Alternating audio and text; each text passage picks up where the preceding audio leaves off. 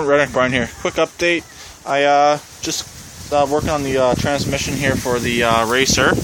I've just finished welding the spider gears right there, on that gear there, and on the gear at the bottom. I'm not going to show you the bottom one because now it's going to be covered in grease. Even though it is welded, I still did grease it just to make sure everything's all nice and lubricated still, and the grease will help it out.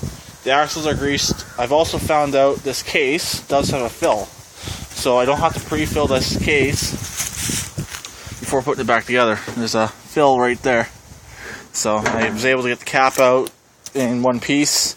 So yeah, I'm able to fill the tranny once I put it all back together. I'm going to heavily grease all the gears though, and then just fill the case up with oil.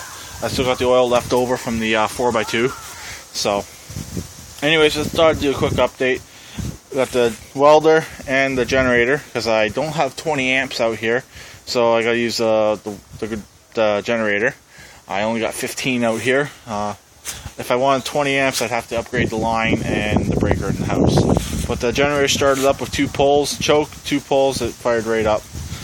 Let's shut off this gas since it's off now anyways. And I'll run it until the gas runs out of the carb in a couple minutes once I'm done here in the video. So that's what I'm up to today. I did get a few suggestions. One person was saying, since the gears are being held in there really well, you probably don't have to weld it, but put a couple. It wouldn't hurt to put a couple tacks on it. So that's what he was saying, and that's what I ended up doing. SSG Hick was saying the very first video there was no sound, but I watched it myself and there was sound. So I don't know if anyone else had problems with the very first video I did yesterday or not, but I have no idea. So anyways, it's got to make sure the bronze bushings are in the right spots. They have little keepers on them that make sure that they're holding into the right spot. It's got to make sure they're all set, and I'm gonna go grab the gears, set the gears in. It's quite cold out here. It's only 2 degrees Celsius. So anyways, I'm going to get to this, then I'm going to clean up the outer edge of the case. It's been cleaned once, but I'll just give it a good wipe down, and we'll RTV it, put it back, put the bolts all in, and let the RTV set up for a little bit. Then I'm going to put the oil in it. I might even bring it in the house, get warm for the RTV to set up properly. I imagine it can set up in the cold, but it'd probably be better for it. And I'm also going to go stick the RTV in the house, let it warm up. So stay tuned. Next video you see, this will be back on the road. I was able to get the engine running. The fuel pump loses prime.